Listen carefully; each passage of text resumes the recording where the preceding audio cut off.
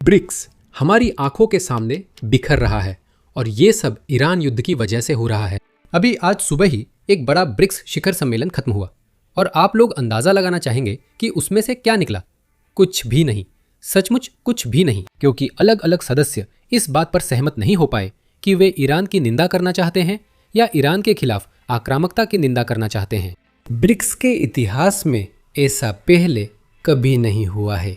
अगर हम सिर्फ पिछले साल की बात करें, जब 12 दिन की जंग हुई थी, तो ब्रिक्स की तरफ से सर्वसम्मति से युद्ध की निंदा करते हुए बयान आया था।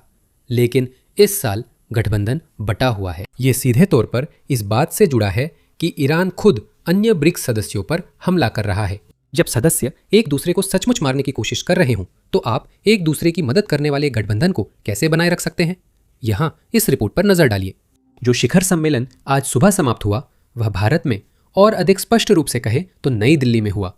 और इस शिखर सम्मेलन में लगभग हर उस ब्रिक्स देश के विदेश मंत्री मौजूद थे जिसका आप नाम ले सकते हैं। जैसा कि आप पहले ही अंदाजा लगा चुके होंगे, चर्चा का मुख्य विषय ईरान युद्ध था। ईरानी विदेश मंत्री ब्रिक्स सदस्यों पर दबाव डाल रहे थे कि वे अमेरिका इजराइल द्वारा ईरान पर हमलों की निंदा में एक सर्वसम्मत संयुक्त बयान जारी करें। ईरान ने सोचा कि यह बड़ा मुद्दा नहीं होगा, क्योंकि लोग ब्रिक्स को अमेरिका और पश्चिम विरोधी गठबंधन मानते हैं। ईरानी विदेश मंत्री के लिए यह बड़ा झटका था, क्योंकि शिखर सम्मेलन में ब्रिक्स सदस्य यूएई ने खड़े होकर ये कहा, हम अमेरिकी हमलों की निंदा करने के बजाय ईरानियों की निंदा क्यों न करें, क्योंकि वही दूसरे खाड़ी देशों पर आतंकी हमले कर रहे हैं। और जाहिर है हरमस जलडमरू मध्य में नागरिक जहाजों के खिलाफ भी। ये ऐसी बात थी जिसकी ईरान ने बिल्कुल भी उम्मीद नहीं की थी। और इसी असहमति की वजह से भारत ने जो बयान जारी किया, जो कि इस शिखर सम्मेलन का मेजबान देश है, उसमें मूल रूप से कहा गया कि अरे दोस्तों, हम किसी भी बात पर सहमत नहीं हो पा रहे हैं, तो हम जो करने वाले हैं वो ये है कि हम बिल्कुल भी सर्वसम्मत बयान जारी नहीं करेंगे। ये रहे उसके ठीक शब्द। मध्य पूर्व क्षेत्र की स्थिति को लेकर कुछ सदस्यों के बीच अलग अलग राय थी। ब्रिक्स सदस्यों ने अपने राष्ट्रीय रुख और अलग अलग दृष्टिकोण साझा किए। अब यहाँ एक बात और बताना जरूरी है कि भारत ने अपने बयान में या ईरान ने अपने बयानों में कभी भी यूएई का नाम विशेष रूप से नहीं लिया। उन्होंने कभी नहीं कहा कि यूएई हमारा विरोध कर रहा था, लेकिन हमें इशारे दे दिए ताकि पता चल सके कि वही था। सुनिए वो गुस्से वाला बयान जो ईरानी विदेश मंत्री ने शिखर सम्मेलन के बाद प्रेस को दिया। मुझे लगता है आप सब समझ जाएंगे वो किस देश की बात कर रहे हैं। सुनिए। असल में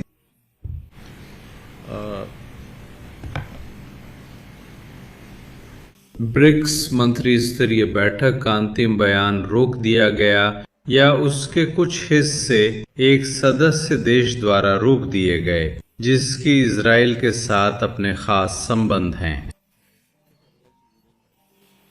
और ये बहुत दुर्भाग्यपूर्ण है।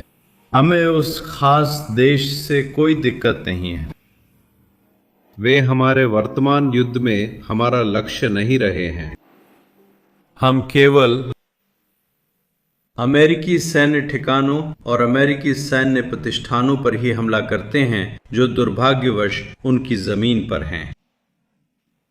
तो अंतिम बयान को रोकने का एकमात्र कारण इजराइल और संयुक्त राज्य अमेरिका द्वारा ईरान के खिलाफ की जा रही आक्रामकता का समर्थन था, जो कि बहुत बहुत दुर्भाग्यपूर्ण है। मुझे उम्मीद है कि जब तक हम शिखर सम्मेलन के लिए आएंगे, तब तक वे इस बात को अच्छी तरह समझ लेंगे कि ईरान एक पड़ोसी है। हमें एक दूसरे के साथ रहना है। हम सदियों से साथ रह रहे हैं और हमें आने वाली सदियों तक साथ रहना है। इजरायली उनकी रक्षा नहीं कर सकते, अमेरिकी उनकी रक्षा नहीं कर सकते। यह युद्ध के दौरान साबित हुआ था। अमेरिकी सैन्य अड्डे उनका इजराइल के साथ संबंध असुरक्षा का कारण बन गए। सुरक्षा का स्रोत बनने के बजाय, उनकी रक्षा करने के बजाय, यह उनके लिए असुरक्षा का कारण बन गया। तो ये वो हकीकतें हैं जिन्हें उन्हें समझना चाहिए, और मुझे यकीन है कि अगर वे समझदारी की राह अपनाते हैं तो वे ईरान को एक अच्छा पड़ोसी, एक अच्छा साथी और एक अच्छी साझेदारी के रूप में पाएंगे। अब ईरान चाहता है कि सब सोचे सिर्फ यूएई ही ब्रिक्स में उसके खिलाफ है, जबकि असल में ऐसा नहीं है। कुछ दिन पहले ईरान ने यूएई पर फिर से हमला किया, जिस पर भारत ने कड़ी और सार्वजनिक निंदा की थी। और फिर ठीक कल ही भारत और यूएई ने एक बहुत ही महत्वपूर्ण रणनीतिक रक्षा साझेदारी रूपरेखा पर हस्ताक्षर किए। ये ईरान के लिए अच्छी खबर नहीं है। वो और अधिक अलग थलग हो रहा है, यहाँ तक कि उन गठबंधनों में भी जो वह पश्चिम और अमेरिका विरोधी मानता है। अगर आप ब्रिक्स के सदस्यों की सूची देखें तो यह स्वाभाविक था। ईरान वाला युद्ध ने इसे तेज कर दिया। ईरान ने यूएई, सऊदी अरब और बहरीन जैसे गठबंधन सदस्यों पर हमला शुरू किया, जिससे गठबंधन के सदस्यों के लिए एक दूसरे से नफरत करना और आसान हो गया। लेकिन अगर हम सिर्फ उन सभी लोगों को देखें जो ब्रिक्स में हैं, उन सभी देशों को देखें जिन्हें ब्रिक्स ने शामिल किया है, तो आप जानते हैं ये कभी भी ऐसा गठबंधन नहीं था जो लंबे समय तक टिक सके। शुरुआत में इसका मकसद एक एंटी वेस्टर्न गठबंधन बनाना था जो डॉलर की जगह ले सके।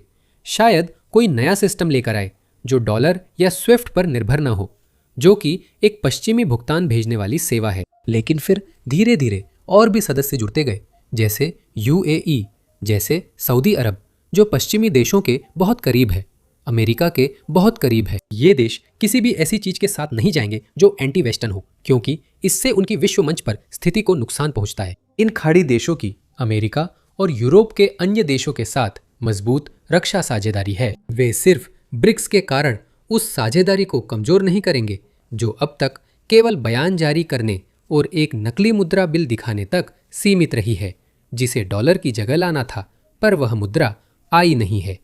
लेकिन दोस्तों, सबसे अहम बात यही है, ब्रिक्स के बिखरने और सदस्यों की लड़ाई के बावजूद ब्रिक्स के अमेरिका को बर्बाद कर देने वाले यूट्यूब वीडियो जल्दी बंद नहीं होंगे।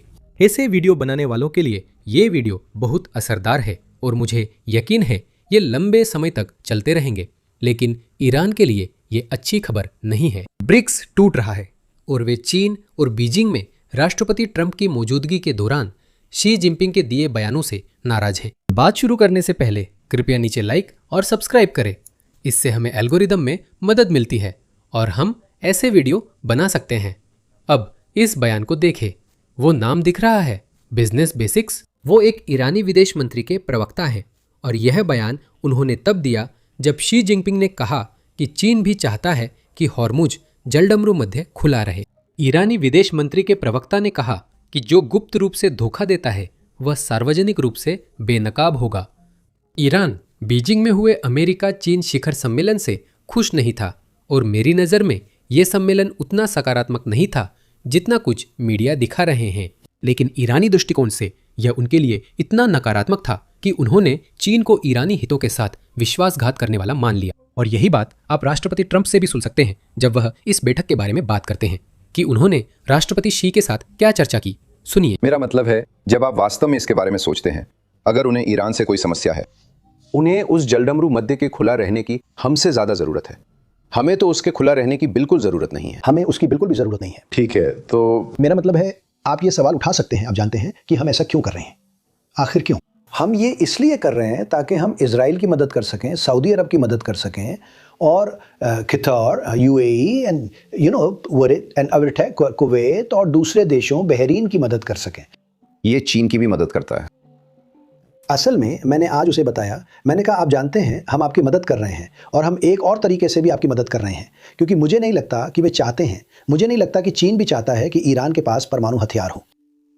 मैंने कहा पागल मत बनो, तुम नहीं चाहोगे कि उनके पास परमाणु हथियार हो। उसने क्या कहा? खैर वो ज़्यादा प्रतिक्रिया नहीं देगा, वो काफ़ी शांत आदमी है, वो ऐसा नहीं कहेगा ओह वाह ये तो अच्छी बात है।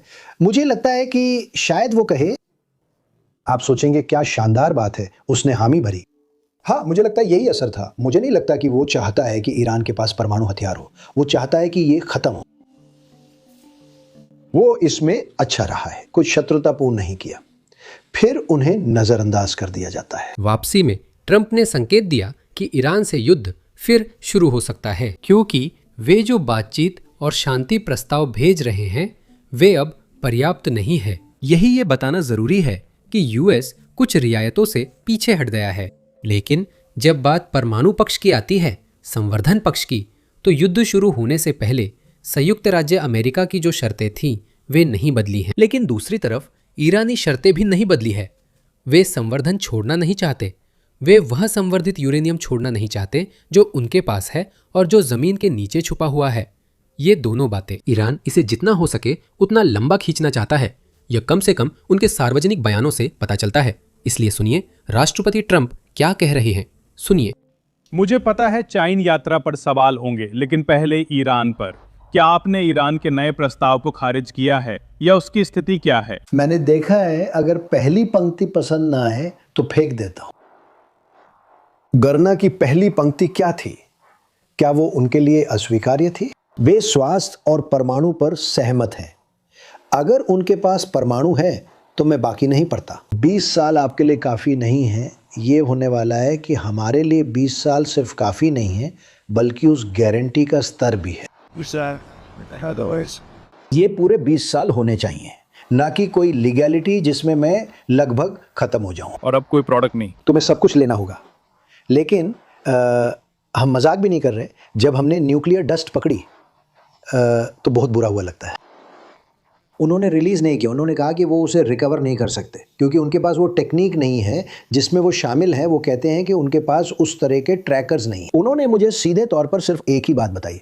उन्होंने कहा कि सिर्फ चीन या अमेरिका ही उसे वापस ले सकते हैं क्योंकि सिर्फ उन्हीं के पास वो उपकरण हैं। उन्होंने कहा तुम सही थे, ये खून के अनुपात की शिकायत है। मैं उसे पाना चाहता था, वे मान गए, लेकिन फिर वापस ले लिया। ये एक आयाम तक ही रहा। ईरानी नजरिए से देखा जाए तो उन्हें किसी न किसी तरह के समझौते की जरूरत है और वो भी बहुत जल्दी। और इसका संबंध ईरान के पास बची हुई भंडारण क्षमता से है और वह क्षमता बहुत तेजी से बढ़ती जा रही है। इसका कारण अमेरिका है। अब 1 महीने से भी ज्यादा हो गया है, तो यह निश्चित रूप से कुछ ऐसा है जिसे ईरान को संभालना होगा। उन्होंने पहले ही अपने तेल उत्पादन को कम करना शुरू कर दिया है, लेकिन भविष्य में एक समय ऐसा आ सकता है जब उन्हें पूरी तरह से तेल उत्पादन बंद करना पड़ सकता है। ये ईरानी तेल उद्योग के लिए अच्छी खबर नहीं है क्योंकि तेल पंप या तेल क्षेत्र को फिर से शुरू करना मुश्किल होता है। ये और मुश्किल हो जाता है जब आपका उपकरण व बुनियादी ढांचा बहुत पुराना हो। ट्रेजरी सेक्रेटरी स्कॉट बासन ने 2 दिन पहले यही पुष्टि की थी। उन्होंने कहा कि कई विशेषज्ञ मानते हैं कि ईरान का 80% भंडारण भर चुका है और बाकी भी तेजी से भर रहा है। सुनिए। आज राष्ट्रपति ट्रंप व्यापार को एजेंडे में रखकर यूएई पहुंचे। अब 1 महीने की नाकाबंदी के बाद ट्रेजरी सचिव स्कॉट बेंसन ने कहा कि ईरान में असर दिख रहा है। पिछले 3 दिनों में कोई लोडिंग नहीं हुई है। हमें लगता है कि उनका भंडारण पूरा भर चुका है। कोई भी जहाज बाहर नहीं जा रहा है, कोई भी अंदर नहीं आ रहा है, इसलिए वे पानी पर तेल का भंडारण नहीं कर पा रहे हैं, तो अब वे बंद करना शुरू कर देंगे।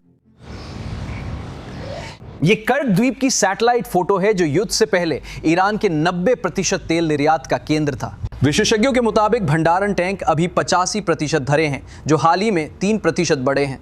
शिपिंग विशेषज्ञ टैंकर ट्रैकर के अनुसार कर्क द्वीप में भंडारण पूरी तरह भरा नहीं है, वरना वे नजदीकी टैंकरों को भर देते। बीजिंग शिखर सम्मेलन में राष्ट्रपति ट्रंप और महासचिव शी की बैठक के दौरान करीब दर्जन भर जहाज होर्मुज जलडमरू मध्य से बाहर निकले, जिनमें कुछ चीन के थे। वहां दोबारा हिंसा भी भड़की। ओमान तट के पास भारतीय ध्वज वाला पशु परिवहन जहाज डुबो दिया गया। शैनन पर पशु थे या नहीं स्पष्ट नहीं है। सभी 14 चालक दल बचा लिए गए। भारतीय जहाज पर हमला तब हुआ जब भारत ब्रिक्स आर्थिक शिखर सम्मेलन की मेजबानी कर रहा था। यूएई तट के पास एक अन्य जहाज का ईरानी कमांडो ने अपहरण किया। यही वजह है कि ईरान ने संयुक्त राज्य अमेरिका को जो प्रस्ताव भेजा है उसमें कहा गया है कि अगर वे बातचीत फिर से शुरू करना चाहते हैं तो अमेरिका को अमेरिकी नाकाबंदी हटानी होगी। ईरान अभी परमाणु वार्ता के लिए तैयार नहीं है। वे सिर्फ किसी तरह का समझौता ज्ञापन चाहते हैं, यानी वे एक ऐसा समझौता चाहते हैं जिसमें यह लिखा हो कि अमेरिका और ईरान भविष्य में कैसे बातचीत करेंगे। और उस समझौते पर हस्ताक्षर करने के लिए ईरान मूल रूप से चाहता है कि अमेरिका नाकाबंदी हटा ले ताकि वे अपना तेल व्यापार जारी रख सके। वे तेल भेजना जारी रख सकते हैं और उसके बदले में पैसा कमा सकते हैं। ईरान होर्मुज जलडमरू मध्य खोलने को तैयार है क्योंकि उन्हें यही एकमात्र दबाव का साधन लगता है, लेकिन दुर्भाग्य से यह दबाव लगातार कमजोर हो रहा है। अब जाहिर है ये होर्मुज जलडमरू मध्य एक भौगोलिक संकरा मार्ग है, तो ये कोई ऐसी चीज नहीं है जिसे आप रातों रात बदल सकते हैं, या शायद ये कुछ ऐसा है जिसे आप बिल्कुल भी बदल नहीं सकते। लेकिन खाड़ी देशों की इस जलडमरू मध्य पर अपने तेल को भेजने की निर्भरता वह निश्चित रूप से कम होने वाली है, क्योंकि ईरान ने इस युद्ध के दौरान जो किया है, और वास्तव में ये कुछ ऐसा है जिसे हम अभी होते हुए देख भी रहे हैं। संयुक्त अरब अमीरात अब दूसरी तेल पाइपलाइन बना रहा है, जो देश के पार होकर अमीराती तेल भंडारों को होर्मुज जलडमरू मध्य के पार बंदरगाह से जोड़ती है। ईरान सीधे जहाजों पर हमला नहीं कर पाएगा। यूएई के पास पहले से चालू पाइपलाइन है, और जैसे ही उनकी यह नई पाइपलाइन भी चालू हो जाएगी, वे अपने तेल निर्यात के मामले में लगभग 70% पूर्व युद्ध स्तरों पर वापस आ जाएंगे। अब जाहिर है इस निर्माण में समय लगेगा, तो ऐसा नहीं है कि ये सब कुछ रातों रात हो जाएगा, या फिर जब यह पाइपलाइन चालू भी हो जाएगी तब भी यह हॉर्मुज जलडमरू मध्य को 100% पूरी तरह से नहीं बदल पाएगी, लेकिन निर्भरता काफ़ी हद तक कम हो जाएगी। और इसका मतलब है कि ईरान की सौदेबाजी की ताकत भी काफ़ी कम हो जाएगा। और जाहिर है ऐसा करने वाला सिर्फ यूएई ही नहीं है।